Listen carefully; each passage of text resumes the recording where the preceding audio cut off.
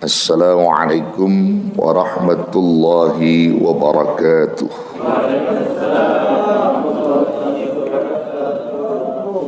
Bismillahirrahmanirrahim. Alhamdulillahil hadi liman yasha'u bifadlih, al-mudillu liman yasha'u bi'adlih. Wassalatu wassalamu ala man la nabiyya min ba'dih, Sayyidina Muhammad wa ala alihi wa sahbihi. Wa ba'du, fayaqulu Allah subhanahu wa ta'ala fi muhkami tanzilih wa huwa a'lamu bi muradih. Subhanaka la ilma lana illa ma 'allamtana innaka antal alimul hakim.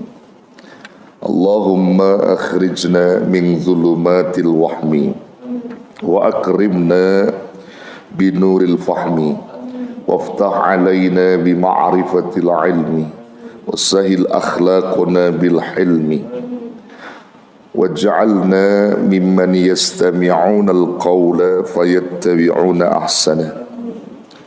Allahumma zidna ilma warzuqna fahma nawayna at-ta'alluma wat-ta'lim والتذكر والتذكير والنفع والانتفاع والإفادة والاستفادة والحث على التمسك بكتاب الله وسنة الرسول والدعاء إلى الهدى والدلالة على الخير ابتغاء وجه الله ومرضاته وقربه وثوابه بسر الفاتحة. أعوذ بالله من الشيطان الرجيم. بسم الله الرحمن الرحيم. الحمد لله رب العالمين الرحمن الرحيم مالك يوم الدين إياك نعبد وإياك نستعين اهدنا الصراط المستقيم صراط الذين أنعمت عليهم غير المغضوب عليهم ولا الضالين آمين. ربي اغفر لنا ولوالدينا آمين.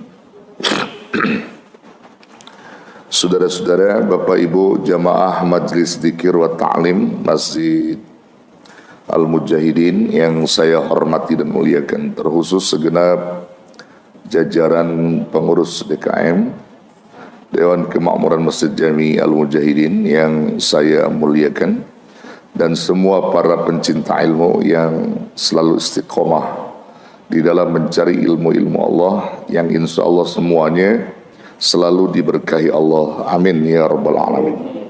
Alhamdulillah, di kesempatan pagi ini kita disatukan kembali hati dan langkah kita oleh Allah untuk bisa hadir duduk bersama di majlis Rasul dengan niat dan tujuan yang sama pula, yakni untuk mencari menggali ilmu-ilmu Allah dan sekaligus berharap untuk mendapatkan ridha dan kasih sayang Allah. Mudah-mudahan apa yang kita niatkan pagi ini diijabah oleh Allah Subhanahu wa taala.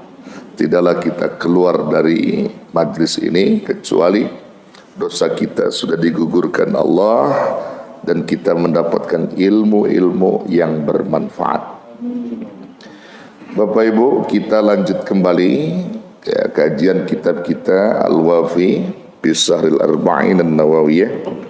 Bahasan kita masih seputar niat ya, karena ini kitab yang menerangkan sarah daripada hadis-hadis pilihan ya, 40 hadis pilihan, dan kemarin belum tuntas ya yang kita bahas bab niat itu, baru sebagian ya. Kita membahas kemarin niat dilihat dari maknanya, lalu kemudian dari sisi fikihnya, begitu pentingnya niat di dalam amal kita ya. Jadi niat yang selama ini kita tanamkan di dalam ibadah bukan hanya memberikan faedah tersendiri kepada kita, tetapi juga memberikan manfaat yang luar biasa. Jadi faedah yang tidak akan pernah bisa diperhitungkan gitu ya. Maka itu penting niat yang kita pelajari di kitab ini. Bahkan di dalam riwayat sahih disebutkan juga bahwa niat seseorang itu, niat seorang mukmin di dalam perkara amaliyah dan ibadah itu lebih dulu sampainya kepada Allah daripada amalnya. Ya, seperti yang kita sudah sebutkan kemarin ya. Niatul mukmin ablaghu min amalih. Niat seorang mukmin itu lebih dulu sampainya daripada amalnya. Baru niat aja udah sampai kepada Allah gitu ya, sebelum amalnya. Kalau kita pikirkan bahwa begitu mulianya ajaran Islam ya. Di dalam Islam baru niat kebaikan saja sudah sampai kepada Allah dan sudah mendapatkan ganjaran gitu.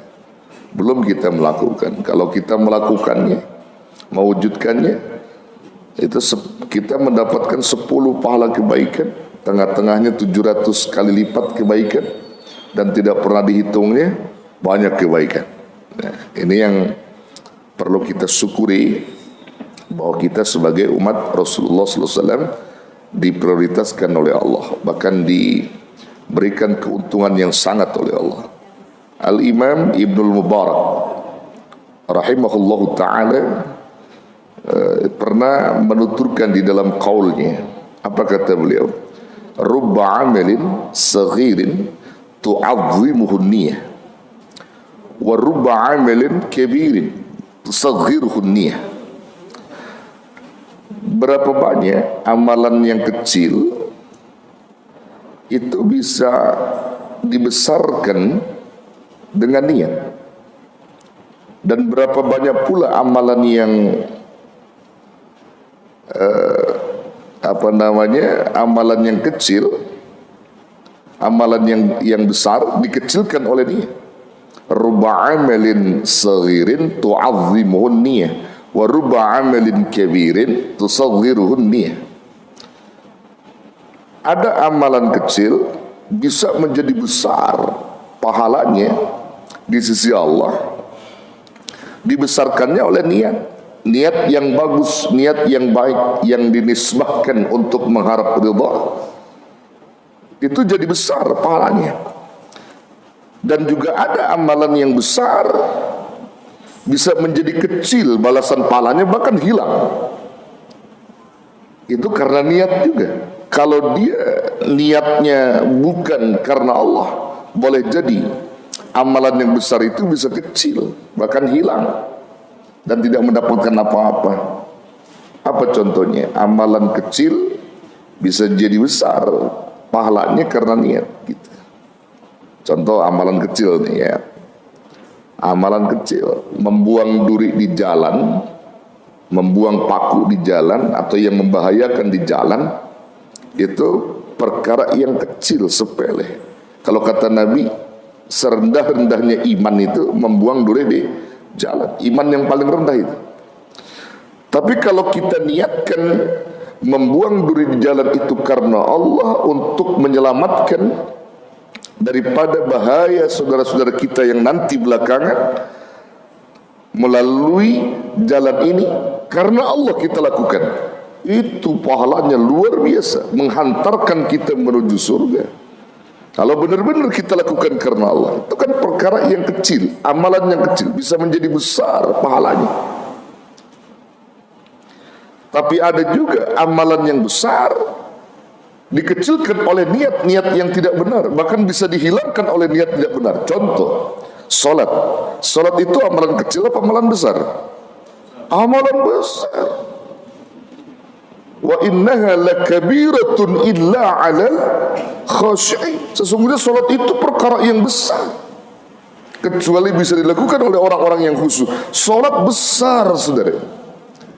Kalau itu salat itu bisa menjadi kecil, bahkan bisa hilang nilai pahalanya bila dilakukan dengan niat-niat yang tidak benar. Bisa hilang.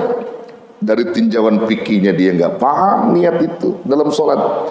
Lalu kemudian kalaupun dia niat secara umum sholatnya bukan karena Allah, misalnya dibilang supaya menjadi orang saleh, biar orang mengetahui bahwa saya ahli ibadah misalnya, atau dia sholat karena mertua misalnya gitu, itu bisa hilang semua. Jadi perkara yang besar, amalan yang besar bisa dikecilkan oleh niat. Ya. Nah kita nggak mau begitu.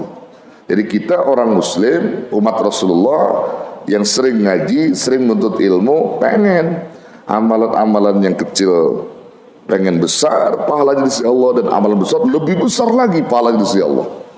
Dan bisa kita terima nanti saat kita berjumpa dengan Allah Subhanahu wa taala. Ini yang kita inginkan, Saudara.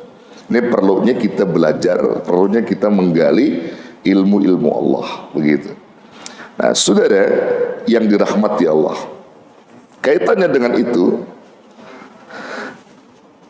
lalu amalan-amalan apa, ibadah-ibadah apa yang khusus pakai niat, dan ada pula ibadah-ibadah yang tidak dengan niat, ya secara umum ya. Tapi ada ibadah yang dikhususkan niat. Nah ini yang perlu saudara-saudara pahami. Kemarin udah kita tuntaskan tuh ya, ibadah-ibadah atau jenis-jenis ibadah yang memakai niat. Itu seperti kita paham di dalam perkara rukun Islam ya, seperti kita sholat ya, kemudian puasa, berwudu ya, kemudian haji, umroh segala macam, itu ada niat khusus. Tanpa niat khusus nggak bisa gitu ya. Itu jenis ibadah yang wajib pakai niat. Ada juga ibadah-ibadah yang tidak perlu diniatkan secara khusus gitu, jadi bersifat umum. Jadi kalau bahasa saya begini, bahwa niat itu kalau kita rinci pembagiannya itu secara jenisnya ada dua gitu. Ada niatul khassah, ada niatul ammah gitu ya.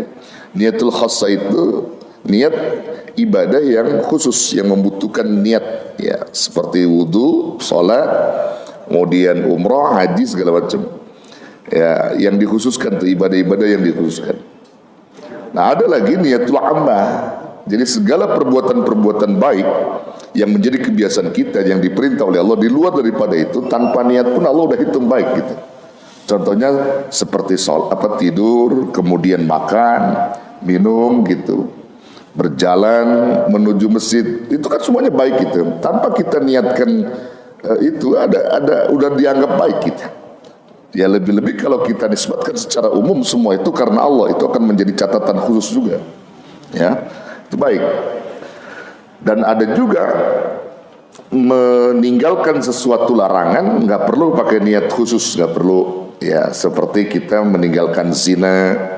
Ya, pokoknya menjauhkan zina nggak perlu niat khusus, nggak perlu ya, meninggalkan minuman keras, ya, kita nggak perlu niat khusus, ya nggak ada kekhususan niat di situ. Tapi secara umum boleh niat untuk meninggalkan, kita berniat supaya saya tidak melakukan lagi perbuatan itu karena Allah. Itu secara umum. Tapi nggak seperti khusus ibadah yang kita sampaikan tadi. Nah, ini nanti kita akan bacakan dulu ya keterangannya. Nah, saudara yang dirahmati Allah, di dalam syarah penjelas kitab ini ya, bahwa ditegaskan niat-niat yang khusus yang dilakukan atau ibadah-ibadah yang khusus kita lakukan ya, seperti sholat, wudu dan seterusnya, itu membutuhkan niat-niat khusus juga ya. Kemudian letaknya niat itu, lalu kemudian tujuan daripada niat itu yang kemarin kita sampaikan itu.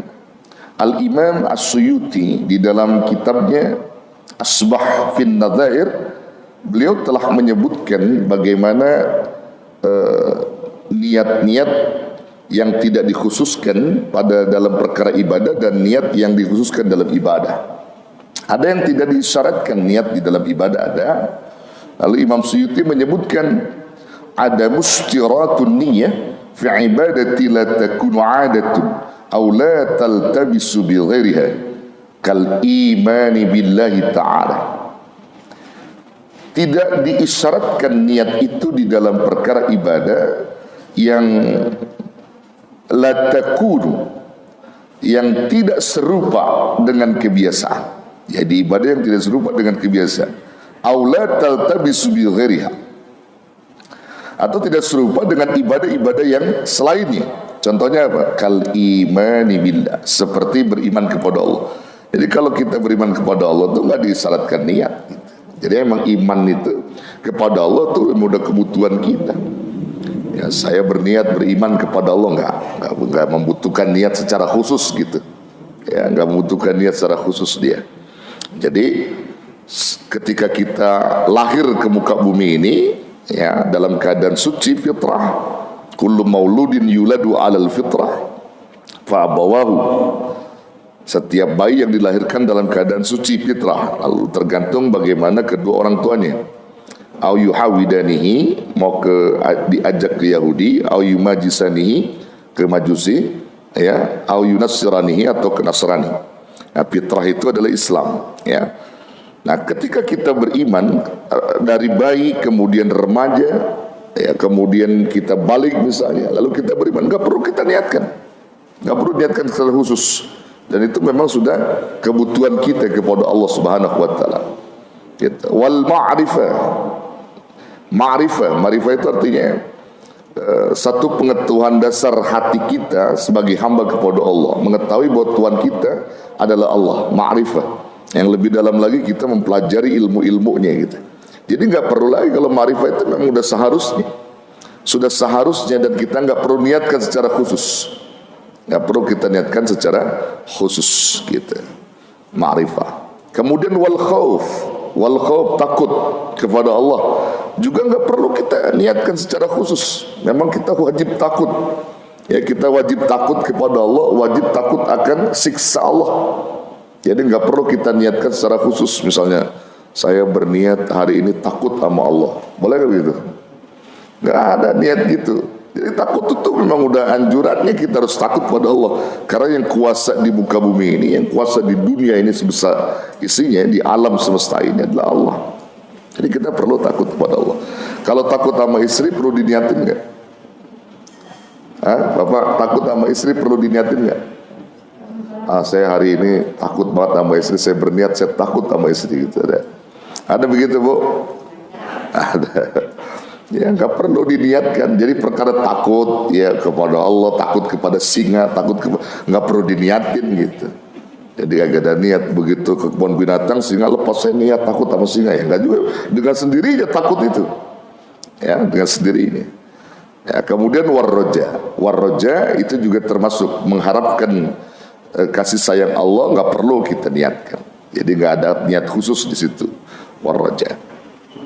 Wa qira'atul Quran wal azkar, membaca Quran yang nggak ada niat khusus. Kalau secara umum ya kita sandarkan membaca Quran mengharapkan ridho Allah misalnya, itu secara umum ya. Tapi kalau secara khusus nggak ada. Seperti halnya sholat gitu, sholli gitu, nawaitu, nggak ada. Nggak ada. Jadi secara umum saja. Niatul ammah, jadi mengharapkan ridho Allah. Tapi kalau niat secara khusus seperti ibadah-ibadah khusus, nggak ada. Gitu. Wa qiraatul Quran wal azkar, zikir. Ya, zikir juga sama. Berzikir nggak ada niat khusus gitu.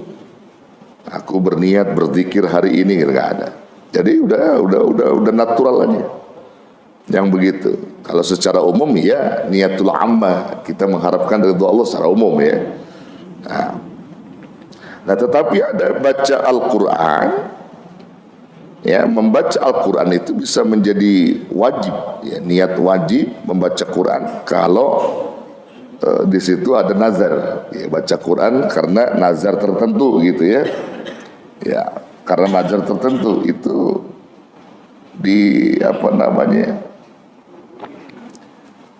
diwajibkan kita berniat. Yajibu fil qiraati idza kanat manzurah. Wajib niat kita membaca Quran kalau itu ada nazar.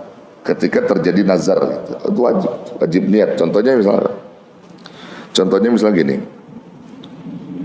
Ya, antum bernazar tuh membaca Quran 30 juz misalnya dalam seminggu gitu ya. Bila anak saya lulus kuliah tahun ini, dengan nilai bagus, ternyata bagus, ya wajib nanti baca Quran. Niatkan, wajib niat baca Quran itu. Karena antum kaitkan, koordinahkan kepada sesuatu, kelulusan anak gitu. Ternyata benar, wajib. Hal itu wajib. Kalau yang baca Quran biasa tuh, ya habis sholat subuh nih kita baca Quran, jangan lagi kita berniat, misalnya nawaitu qiraatul Quran gitu, enggak. Kita nggak perlu niat lagi, udah langsung aja. Tapi kalau yang nazar itu boleh.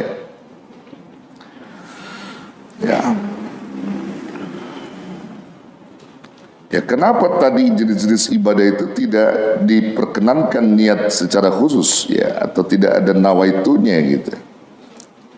Li'annaha mutamayyizatun bisuratiha, karena semua ibadah tersebut bisa dibedakan bentuknya.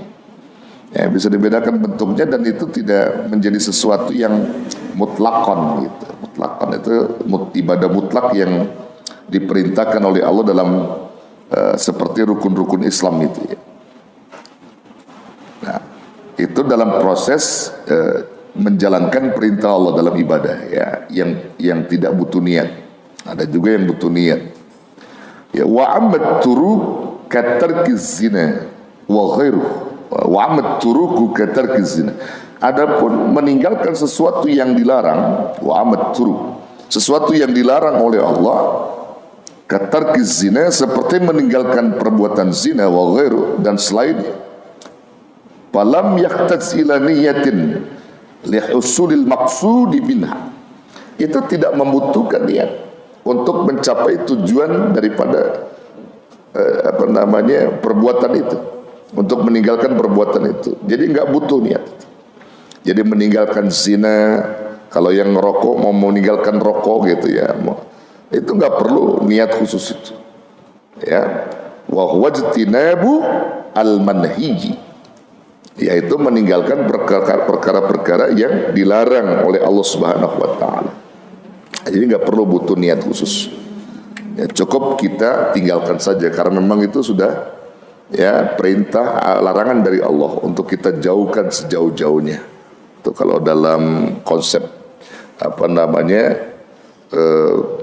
perintahnya adalah perintah takwa. Jadi orang-orang takwa itu adalah mereka yang menjalankan segala apa yang diperintahkan, menjauhkan apa yang dilarang. Itu udah kebutuhan orang takwa. Jadi segala apa yang diperintah Allah ya kita jalankan. Segala apa yang dilarang Allah jauhkan sejauh-jauhnya. Ini prinsip bagi orang takwa. Jadi kalau orang takwa itu gak ada satu yang dilarang itu menjadi kebutuhan dia, enggak. Udah dia tinggalkan. Malah yang menjadi kebutuhan mereka itu adalah perkara yang diperintah saja. Salat, puasa, zikir, berbuat baik, itu semuanya yang dilakukan oleh dia. Maka dia membutuhkan itu semua. Nah, saudara yang dirahmati Allah, nanti ada niat yang secara umum ya, ini yang kita keseharian kita, yang kita berharap ridha, kemudian mendapatkan surganya Allah karena keridhaan Allah, begitu kita niatkan secara umum dalam konseptual ibadah. Seperti kita berbuat sesuatu kebaikan tanpa niat khusus, tapi kita nisbahkan apa yang menjadi keinginan kita kepada Allah. Ya, kita nisbahkan, kita sandarkan semuanya kepada Allah. Itu niat secara umum ya, mencapai ridho Allah Subhanahu wa taala. Di dalam Quran udah dijelaskan oleh Allah bahwa ibadah-ibadah yang semua kita lakukan karena mengharap ridho Allah, nanti sifat yang ada pada diri kita, yang tumbuh pada diri kita adalah ikhlas. Ikhlas. Ya, orang-orang yang ikhlas adalah orang yang apabila melakukan sesuatu yang diperintah, harapannya udah ridho Allah. Mukhlis orang nih. Mukhlis orang nih. Innama wa ma umiru illa liya'budullaha mukhlishina lahuddi. Tidaklah mereka semua, kita semua diperintah oleh Allah untuk beribadah kepada Allah kecuali untuk memurnikan ketaatan. Orang-orang yang murni taatnya karena Allah, tanpa terkontaminasi oleh sifat-sifat ketercelaan seperti riya, ujub, takabur, itu adalah orang-orang yang ikhlas, yang beribadah kepada Allah. Jadi kalau ada orang yang katakan beribadah tidak ikhlas, dia sombong atau ria, nah itu tandanya mereka ibadahnya udah terkontaminasi, yang nggak murni lagi. Nah, ibadah karena takut sama mertua, ibadah karena takut sama saudara misalnya, itu nggak murni lagi. Ya, dan terutama ibadah apa? Ibadah yang cenderung riaknya itu apa? Ibu-ibu sekalian, yang banyak riaknya kira-kira ibadah apa? Ya, haji, umroh itu sering banyak. Ya, sering banyak. Sensitif riaknya itu lebih tinggi gitu. Ya, baru pulang haji, anget-anget nih, pulang haji. Ada tetangga manggil namanya aja, dia nggak nengok. Jadi masalah itu. Ya, pergi haji, pergi umroh bukan pengen dipanggil Pak Haji, Pak Umroh ya. Itu karena Allah, perkara orang manggil nama kita yang nggak ada hajinya nggak ada masalah. Karena bukan itu yang kita niatkan. Kalau orang yang niat hajinya bener karena Allah, lu mau panggil nama gua aja, lu mau panggil nggak pakai haji atau pakai, nggak ada masalah, ibu. Gitu. Ini yang terjadi, ada orang pergi haji, ada orang manggil lupa nggak pakai haji, marah-marah. Ada nggak begitu? Nah, ini yang perlu diluruskan. Apalagi begitu ada orang manggil namanya saja, dia marah, dia teng-teng orang, lu nggak tahu gue pergi haji mahal, gua haji gue pakai puroda nih, Masya Allah. Ada kayak begitu? Ya, ini perlu diluruskan. Untuk apa dia beribadah kalau begitu? Ibadahnya karena Allah. Kalau orang ibadah karena Allah, ini yang luar biasa, saudara. Yang benar-benar Allah berikan pahala yang terbaik. Jadi kalau orang masih ibadah berputar masih karena ria, ujub, takabur, sia-sia ibadahnya. Nggak ada kemuliaan dari Allah Subhanahu wa taala. Di dalam Quran sudah jelas ya, dalam Quran itu surah Al-Isra ayat 18-19. Ya, bagaimana orang yang berniat menginginkan kepuasan dunia di balik ibadahnya. Ya, dia ingin dunia, dikasih sama Allah. Tapi ingat, Allah tidak akan pernah memberikan kebahagiaan akhirat buat dia. Bahkan Allah sediakan baginya neraka jahanam agar mereka bisa masuk di dalamnya. Ya, ini bagi orang-orang yang apabila dia melakukan sesuatu tindakan, niatnya adalah untuk mencari kepuasan dunia semata. Kalau dia beribadah, pengen diagung-agungkan ibadahnya dan seterusnya, mencari dunia segala macam, itu ada. Man kana yuridul ajilat ajjalna lahu fiha ma nasya'u liman nurid summa ja'alna lahu jahannama yaslaha madhmuman madhura.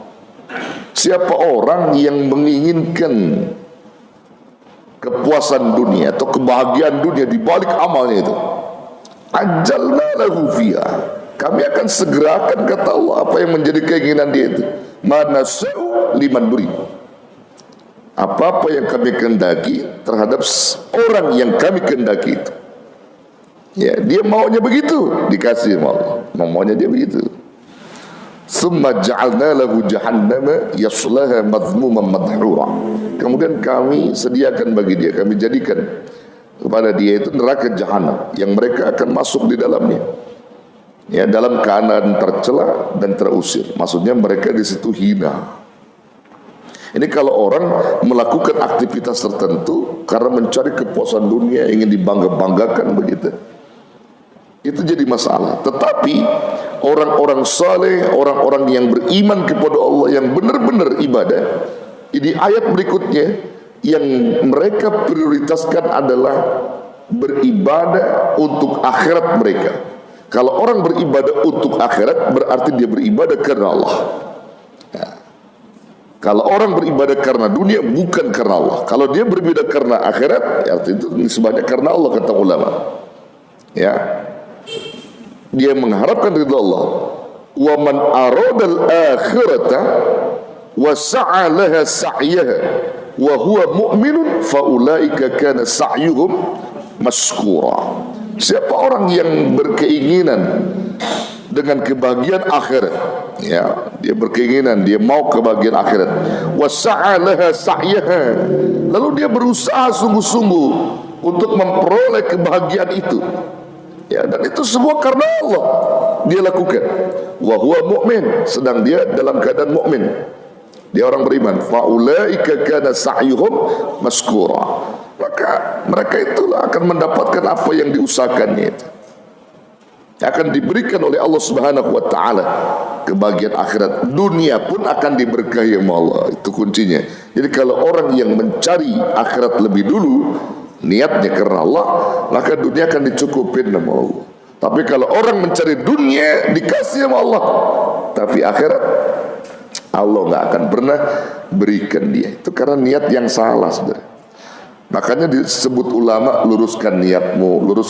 Itu tujuannya begitu, supaya dunia juga kamu dapat keberkahannya, akhirat menjadi inti poin tujuan akhir kamu. Begitu, luruskan niat agar Allah ridho dengan kamu.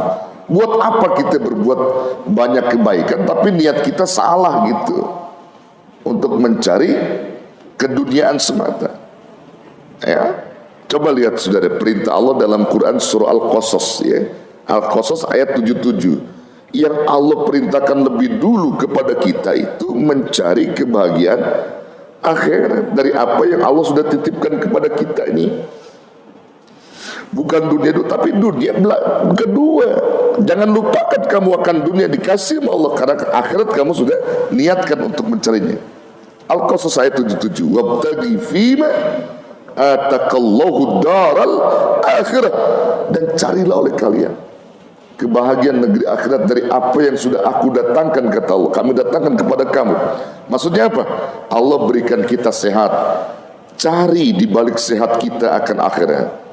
Kita lagi sehat, rajin-rajin duduk di majlis ilmu, rajin-rajin kita berzikir. Lagi sehat, kita bersedekah, kita melakukan amalia kebaikan. Ya, kemudian diberikan waktu luang, kesempatan oleh Allah. Gunakan waktu luang itu untuk mencari akhirat. Begitu maksudnya. Dikasih kekayaan, gunakan untuk mencari akhirat. Diberikan apa saja oleh Allah, maka kamu gunakan semua untuk mencari kebahagiaan akhirat. Artinya mencari keridhaan Allah di sana. Tapi jangan lupa, wala tangsa nasibaka minad dunia. Dan jangan lupa ada bagianmu di dunia. Artinya Allah sudah berikan, ada. Itu yang disebut dengan berkah, saudara. Orang kalau mencari akhirat, dunianya nggak bakal sulit, berkah. Berkah. Karena niatnya lurus karena Allah. Nggak ada orang-orang yang hidup di dalam mencari akhirat lalu kemudian disusah. Nggak ada. Berkah. Kok bisa begitu, Ki? Oh, jaminan Allah. Saudara, saya punya jamaah, ya, di Bekasi. Itu pun jamaah yang tidak seperti antum ketemu begini, enggak. Saya lagi ngisi seminar dakwah ketika itu di salah satu tempat di hotel gitu. Ada seminar dakwah diadakan oleh organisasi tertentu, maka saya yang memberikan konsepnya itu. Lalu kemudian hadir itu orang yang berkendara sepeda, ya, dia seorang ustadz juga rupanya. Ya, berkendara sepeda dari rumahnya di mana, di Bekasi Tambun, gitu. Berkendara sepeda dari Tambun ke Sudirman itu. Karena dia aktif memang di organisasi saja. Ya, lalu kemudian saya melihat agak berbeda dengan yang lain, dengan penampilan yang biasa saja. Dan saya nggak mengukur bahwa orang ini enggak, karena saya melihat tuh bukan dengan mata zahir saya. Mata zahir ya kita lihat, tetapi kita juga perhatikan bahwa jangan sembarang melihat orang itu. Saya boleh mengatakan dalam batin saya, ini orang bukan sembarangan, dengan pakaian yang biasa-biasa saja, yang berbeda dengan yang lain, tapi hadir di salah satu seminar. Ada apa? Akhirnya saya bertanya, dari mana Bapak? Saya rumahnya di Bekasi, pakai Tambun. Naik apa? Semua berkendara mobil, dia sepeda. Ya, saya naik sepeda. Oh, saya nggak kaget. Oh, dia tunjukin sepedanya dia. Bahkan sampai sama Sapam dilarang gitu. Nah, karena dia bilang saya peserta, saya terundang, ini undangannya, dikasih sama Sapam. Ada saudara ngomong. Saya bilang boleh main ke rumah Bapak, boleh. Saya nggak tahu kalau dia seorang ustaz. Datang ke Bekasi. Bapak sepedanya nanti dititip aja sama ini mahasiswa saya. Ya, saya naik sepeda, naik mobil, bawa mobil, di mobil mas saya. Dan nanti mahasiswa saya bawa mobil lagi, taruh sepedanya. Langsung saya ke sana, bahas, pengen tahu saya apa yang terjadi Bapak Ibu sekalian. Rumahnya gubuk, anaknya 12. Rumahnya gubuk, anaknya 12. Kerjaannya cuma nanam bayam sama kangkung. Kesehariannya guru ngaji anak-anak, ngaji anak-anak. Saya bilang ada kerjaan lain Pak? Nggak ada, ini aja. Saya kira sama Allah pakai, Masya Allah. Anaknya 12, sekolah semua. Dari mana rezeki? Allah yang titipkan. Dia yakin Allah ada jalannya Ki. Dia nggak punya gaji seperti orang apa namanya kerja bulanan gitu, enggak. Dia petani bayam berapa, enggak. Nah, kalau ribuan segala macam masih enggak ada. Ya paling 50 meter lah di belakang rumahnya, itu pun lahan orang saudara. Dia menggarap gitu bagi hasil. Ya, itu saja. Anaknya sekolah rajin, ada pesantren anaknya 6 orang. Masya Allah, ini jaminan Allah. Hidupnya bahagia betul. Ya. Dan saya hadir ketika itu, istrinya lagi hamil yang ke-13. Haji apa berapa anak gaji? Ya, kita kadang-kadang istri lahir takut nggak rezekinya hilang. Nauzubillah. Padahal Allah yang atur semua. Dia yakin sama Allah. Ibadah dia jalankan dengan khusyuk, tapi Allah jamin. Ini kadang-kadang orang kita begitu Pak, udah takutan duluan gitu. Takut nggak ada rezekinya, padahal Allah yang menjamin rezeki anak-anak kita. Nah, ini menjadi satu catatan khusus saya kira buat saudara-saudara sekalian ya. Orang kalau ibadah niatnya tulus dijamin sama Allah Pak. Benar. Ada jaminan dari Allah gitu. Jangan takut susah gitu. Kalau orang yang udah berjuang di jalan Allah tuh untuk mencari akhirat, jangan takut susah Bapak Ibu sekalian. Allah yang udah jaminkan barokah. Makanya konsep berkah itu Pak, Masya Allah, nggak bisa diukur gitu. Tahu nggak antum berkah itu? Apa artinya berkah? Al-barakatu ziyadatul khair wa ta'ah. Itu berkah. Orang yang berkah itu bertambahnya kebaikan dan ketaatan kepada Allah. Semakin dia taat, semakin berkah. Begitu saudara. Jadi berkah itu bukan ente bilang banyak, bukan. Semakin dia taat, semakin diberkahi oleh Allah. Baik kehidupan dia dengan niat-niat yang tulus karena Allah. Allah jaminkan rezekinya. Allah jaminkan rezekinya. Kalau berkat tahu berkat. Berkat tahu berkat. Apa? Embrek-embrek angkat. Pokoknya embrek-embrek angkat aja udah, itu berkat namanya. Ya. Nah, jadi Bapak Ibu sekalian, jangan takut susah. Hidup di jalan Allah tuh jangan takut susah. Dijamin sama Allah. Kita taat, Allah yang kasih rezeki. Allah yang memberikan rezeki kita gitu. Yang maha kaya itu Allah. Kita tuh cuman hamba yang nggak bisa apa-apa. Kalau kita ambil kuncinya, akhirat kita cari, mohon nama Allah, dunia dititipin. Wala tansa nasibaka minad dunia. Ada bagianmu di dunia, jangan lupa. Ada. Namun konsep berikutnya juga diikutin. Apa konsep berikutnya dalam ayat itu? Wa ahsin kama ahsanallahu ilaika. Berbuat baik kamu ya, kepada sesama manusia, kepada makhluk Allah, sebagaimana Allah berbuat baik kepada kamu. Itu konsep tuh. Kalau hidup pengen berkah, nyari akhirat, dunia Allah udah kasih, jangan lupa sama dunia udah ada titipnya, ada keberkahan, tapi ingat, berbuat baik dengan orang lain. Jangan kamu pelit, jangan kamu kikir. Sebagaimana Allah berbuat baik sama kamu. Kamu dikasih napas sama Allah, Allah nggak pakai minta bayaran. Kamu diberi sehat sama Allah, Allah nggak minta bayaran. Nggak hitung-hitungan Allah. Nah begitu juga kamu berbuat baik dengan orang lain sama. Begitu maksudnya. Berbuat baik dengan orang lain. Jangan hitung-hitungan. Ini konsep keberkahan. Pengen berkah, hidupnya pelit, ya susah. Ada nggak orang yang pelit hidupnya saudara? Banyak ya. Pelit banget, saking pelitnya orang datang ke rumah minta dosa aja nggak dikasih sama dia. Saking pelitnya itu, ya. Ini perlu dipikirin Pak yang begitu tuh. Berbuat baik sama orang lain, sama makhluk Allah, ya. Sebagaimana Allah berbuat baik sama kamu, sama kita semua ini. Tuh. Allah kasih yang terbaiknya buat kita itu. Jangan sampai hitung-hitungan gitu. Kadang-kadang kita kan begitu, kalau memberi seseorang niatnya pengen dibalikin, padahal tuh niat begitu salah. Kalau memberi seseorang ya sudah, nggak ada niat untuk dibalikin, nggak ada. Mudah-mudahan gue bawa singkong dapatnya. Ini nggak boleh begitu. Pokoknya kalau kita memberi sesuatu udah. Kan ibu pernah dengar, bapak pernah dengar tuh bagaimana tuh ilustrasi dua orang santri ke rumah gurunya ya. Ya, yang satu Umar, satu Ali. Ali yang rada bener niatnya. Ali ini bener niatnya sebagai murid, udah lama ketemu sama gurunya.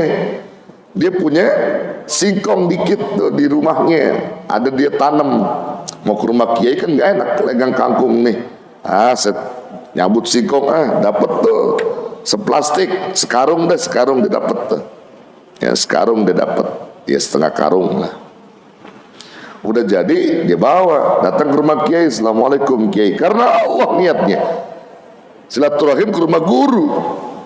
Waalaikumsalam, masya Allah Ali, gimana sehat? Alhamdulillah kiai sehat. Ya ngobrol-ngobrol, apa itu Ali? Ini ada sedikit oleh-oleh kebun Pak Kiai buat Kiai sama Umi. Ya, jazakallah khair Ali, berkah tuh, masya Allah. Ngobrol-ngobrol, Ali pulang, Kiai pulang dah Ali ya. Doain Ali Kiai biar hidupnya berkah, selalu dekat dengan Allah. Sama-sama Kiai juga doain, saling doa. Pulang salaman pergi. Ya, sebelum pergi kata Kiai kepada istrinya apa? Umi sini. Ali ini mau pulang, dia bawa singkong, kita punya apa? Supaya dia bisa bawa apalah gitu dari kita. Ali gak punya niat untuk dibalikin Pak. Niat Ali karena Allah. Kata Umi kita gak punya apa-apa Bi. Oh kita punya kambing satu dari tetangga, kita gak bisa ngerawat. Coba kalau Ali aja kasih biar dia ngerawat dah. Oh gitu, iya Ali sebentar. Ini kamu bawa pulang kambing. Apa ini Kiai? Bawa rawat kambing. Masya Allah, girang tuh Ali. Di tengah jalan ketemu Umar. Umar tahu Ali tadi bawa singkong, nyabut singkong. Dari mana Ali? Dari rumah Kiai. Nanti kan bawa singkong tadi ke rumah Kiai. Iya. Terus pulang kok lenteng kambing. Ya ini pikiran Umar jelek. Ali silaturahim ke rumah Kiai, bawa singkong dapat kambing. Mulai pikirannya, gua mau silaturahim juga. Cuman niatnya salah. Kalau Ali bawa singkong dapat kambing, gua mesti bawa buah-buahan yang banyak, anggur, apel, apa aja, 5 kilo, 10 kilo buat Kiai. Mudah-mudahan dapat sapi. Begitu. Tujuannya di otak Umar begitu. Betul Pak. Dia belanja itu nanas 10 kilo, jeruk 10 kilo, apel 10 kilo, wah banyak deh. Datang, assalamualaikum Kiai. Waalaikumsalam. Umar, masya Allah sehat Kiai. Apa itu Umar? Sedikit Kiai. Ini apel, ini buat Kiai dah. Cuman otaknya sapi begitu. Dia ingin dapat sapi sudah. Allah kirim, ngobrol. Akhirnya Umar mau pulang Kiai, menunggu nih. Nunggu pasti sapi. Panggil Umi, ini Umar bawa, luar biasa. Biar dia nggak lenggang kangkung, Umi kasih apa ya? Kita nggak punya apa-apa Abi.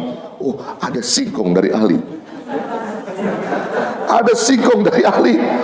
Allah kirim. Umar sini. Udah daripada pulang kampung, pulang lenggang kangkung, bawa ini. Otak Umar langsung, masa sapi dibungkus ya, singkong. Allah langsung mukanya kesel sama Kiai. Tadinya silaturahim itu gembira pengen ketemu Kiai, karena tujuannya beda. Tujuannya karena sesuatu, merah mukanya. Tetap diambil juga tuh singkong, di tengah jalan lempar besar tuh. Karena kesel dia, niatnya nggak berhasil tujuannya. Nah itu kalau orang niat yang keliru. Tapi kalau orang tujuannya karena Allah, keberkahan. Itu salah satu contoh Ali itu. Ya contohnya Ali aja. Kalau dia niat karena Allah, silaturahim bawa singkong, dapat apa? Kambing. Makanya ibu, bapak ke rumah dah bawa singkong. Ya paling terdapatnya dapatnya. Ya cuman jangan diniatkan. Kalau memberi sesuatu kepada orang jangan diniatkan balik, jangan ya. Dan juga saya bilang sama ibu-ibu nih biar ibu paham nih ya. Ini ibu-ibu nih terutama nih ya. Bu, bener nih, saya tanya, ibu kalau kondangan, ini kan lagi belajar niat kita nih. Niat kondangan itu, niat kondangan karena Allah, memenuhi undangan saudara kita yang mengundang, wajib nggak? Wajib nggak? Wajib. Dan kita langkahnya dihitung silaturahim, berkah. Kondangan itu berkah kita. Karena niat kita ibadah karena Allah, memenuhi undangan saudara kita. Oke? Cakep tuh, berkah pahala dicatat sama malaikat. Tapi sayang, begitu pulang kondangan, makanannya kagak enak, diomongin tuh orang hajat. Ada yang begitu? Mana orangnya? Gini nih. Orang hajat diomongin.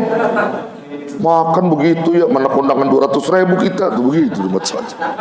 Ya, ini yang keliru yang perlu diluruskan ini. Ya, dia ngomongin itu makanan kagak enak. Ya, hajat kok begitu, naudzubillah. Itu dosa nggak berasa ibu sekalian. Juga termasuk bapak ibu kalau kondangan itu bukan niat makan, niatnya silaturahim, memenuhi undangan, ngedoain yang punya hajat. Itu tujuannya niat. Karena Allah, bukan karena makan di sana. Kalau orang niat karena makan di sana banyak kecewanya. Kata bininya, bang, kita mau kondangan nih ke rumah Pak RW. Udah jangan masak ya bang. Ya udah jangan masak dah, kita makan di sana ntar. Kata lakinya, ya kita lagi lapar-laparnya aja mah, datang ke sono. Iya ntar jam 2. Dia kagak tahu tamu RW banyak banget. Jam 2 dia datang, amplop udah masuk 200.000, makanan habis saudara. Keselnya bukan main dia. Makanan udah habis karena saking banyaknya tuh. Ya tamunya. Pulang langsung tuh bininya ditunjuk jidatnya. Apa gue bilang, masak-masak tuh. Jadi kesel. Jadi ibadah, tadinya ibadah jadi kesel, bener. Karena niatnya nggak tulus. Ada kayak begitu? Tuh, jadi ini tolong ya, tolong. Makanya saya bilang sama istri saya, kalau kondangan, coba niat ibadah karena Allah. Dia niat karena Allah, silaturahim kepada saudara-saudara kita yang mengundang. Oh gitu ya, iya. Jangan niatin makanan. Sekali lagi, jangan niat makanan. Jangan niat mencari makan di sana, jangan. Adapun dia bersedekah itu lain, dia memberikan hadiah itu lain. Pokoknya kita niatnya memenuhi undangan silaturahim. Jangan kaitkan saya kondangannya sekian, jangan. Pokoknya begitu aja. Nah, baru dapat tuh keberkahan dari Allah kita kalau begitu. Ini mulai lurus niat Pak kalau kondangan ya. Termasuk ente pada nih. Antum semua nih kalau kondangan nih pada mau bisa diminta dibalikin tuh ya, biar seri gitu. Kalau misalnya kita nggak dibalikin kita marah. Jangan, kondangan nggak ada begitu dalam Islam. Ya, saya kondangan nama Japas, anaknya 4, nikah semua. Satu anaknya, kalau kondangan nama Japas tuh saya kasih 200.000 kalau kondangan, misalnya begitu. Anaknya 4-4 kawin, jadi 800.000. Saya punya anak 1, misalnya begitu. Ngawinin, undang aja Japas. Otak saya mulai berpikir, saya kondangan 800.000 sama Japas. Harapannya Japas datang ke saya, balik itu 800. Ternyata Japas cuma 200.000. Kesel banget saya, salah yang begitu. Nggak boleh, nggak boleh begitu. Nggak boleh untuk dibalikin. Berarti gagal kita kalau begitu ibadah. Ya, ada yang begitu. Banyak. Oh, gue kondangan banyak banget. Lo segini doang Japas bagaimana sih kira-kira begitu? Nggak boleh begitu. Ini yang perlu dilurusin Pak, yang begini-begini. Ini ibadah yang dapat merusak nih, niat-niat merusak ibadah ya begini nih. Ya, saudara yang dirahmati Allah. Tuh kayak dulu kan saya pernah tuh ngitanin anak saya yang pertama itu. Sekarang udah lulus dia. Ya, Masya Allah Pak Jamal saya nggak ngundang Pak. Saya nggak ngundang, cuman saya ngomong bahasa mulut, main ke rumah deh. Ya saya ngajar di mana, di apa, Mandiri Syariah. Kemudian saya ngajar lagi di Dishub itu. Saya cuma ngomong mulut doang Pak. Direktur-direkturnya pada datang ke rumah. Datang pada ke rumah, undangan, mobil taruh di depan sana, ya udah ini. Allah Karim, apa yang terjadi saudara? Bukan pakai duit lagi, pakai cek 20 juta, 25 juta, pakai cek. Ngasih ke saya, kasih cek. Itu dicairin, Masya Allah. 3 bulan kemudian tuh direktur ngawinin anaknya di Bidakara, bingung saya, waduh 25 juta saya balikin baru 3 bulan 25 juta saudara. Coba bayangin. Saya berpikir, tapi saya cuman ngasih 10 juta aja dah, bagaimana ya, ntar saya ngomong dah, pokoknya saya kasih. Itu ngasih 10 juta juga saudara, mohon maaf ya, saya nggak pakai masukin amplop dah, saya salam tempel begitu, kejas dia. Pada saat itu saya langsung dipinggirin sama dia, Kiai bukan ini caranya. Kiai datang aja saya terima kasih, udah. Langsung ketika itu saudara, dia masukin lagi ke jas saya, jangan Kiai, jangan. Nanti selesai hajat saya telepon Kiai. Telepon saya hajat, telepon saya, undang di restoran makan. Makasih Pak Kiai bisa hadir, berkah ya. Saya datang Kiai aja udah luar biasa, bukan itu yang saya cari. Pak, Bapak ngasih saya luar biasa, saya jadi wah, bukan itu, kan Kiai yang ngajarin. Kan Kiai yang ngajarin begitu. Enggak, saya enggak begitu. Udah Kiai datang, alhamdulillah. 10 juta utuh, habis makan dikasih lagi saudara sama dia. Masya Allah, berkah gak tuh? Mau begitu? Jadi Kiai itu saudara yang dirahmati Allah tuh luar biasa. Jadi ada orang, kalau orang-orang niatnya bukan untuk balikin Pak, jadi sengaja yang diberikan hadiah sama guru, ada hajatnya begitu. Nah itu yang benar sebenarnya, yang benar begitu, jangan hitung-hitung ya. Dia pas kalau kondangan sama orang jangan hitung-hitung ya niatnya ya. Udah sekian banyak kondangan sama dia tuh, nah ntar jadi kagak berkah. Tuh, jadi begitu Bapak Ibu sekalian, inti poin di dalam kehidupan kita di dalam niat ya. Jadi poin terpenting di dalam niat itu seperti itu ya. Terakhir bab niat habis nih Pak. Terakhir saya sampaikan kepada saudara. Jadi niat di dalam sholat terutama ya, dalam ibadah yang dikhususkan itu punya 3 tingkatan. Ini yang saya kira Bapak Ibu perlu tahu ya. Punya 3 tingkatan niat itu. Ada 3 derajat tingkatan. An-niyatu salasu darajatin. Jadi niat itu ada 3 derajat, 3 tingkatan. Dari 3 derajat tadi, tingkatan tadi, yang satu punya 3 komponen. Tiga komponen yang harus dipenuhi. Yang kedua punya 2 komponen saja. Yang ketiga 1 komponen saja. Apa maksudnya di sini? In kanat as-salatu fardan wajaba qasdul fi'li wat ta'yin ya wal fardiyah. Ya, jika itu berkenan dengan solat yang dipardukan, solat yang 5 waktu, zuhur, asar, maghrib, isya, subuh gitu ya, maka dia punya 3 komponen di situ niatnya. Ya, 3 komponen di situ yang harus disatukan niatnya. Wajib qasdul fi'li, wajib menyengajakan menjalankan suatu kegiatan. Ya, contohnya apa? Usolli, aku menyengaja salat. Yang kedua wa ta'yin. Wa ta'yin itu artinya memberikan penegasan tentang spesifikasi ibadah yang dikerjakan. Ta'yin itu memberikan penegasan salat apa yang kita kerjakan. Misalnya zuhur, usolli fardhu zuhri, itu ta'yin namanya tuh. Ya, wal fardiyah, nanti fardiyah keparduan, usolli fardhu zuhri arba'a raka'atin mustaqbilal kiblati, adaan itu kewajiban lillahi ta'ala misalnya, itu fardiyah namanya. Itu punya 3 komponen. Kalau itu salat yang 5 waktu itu, ada yang disebut qasdul fi'li, sengaja berniat melakukan sesuatu. Yang kedua wa ta'yin, menegaskan spesifikasi ibadah yang kita lakukan. Kemudian yang ketiga keparduan ya. Kemudian yang kedua yaitu salat sunnah. Salat sunnah yang mempunyai standar waktu. Salat sunnah yang mempunyai standar waktu seperti salat sunnah rawatib, qobliyah, ba'diyah.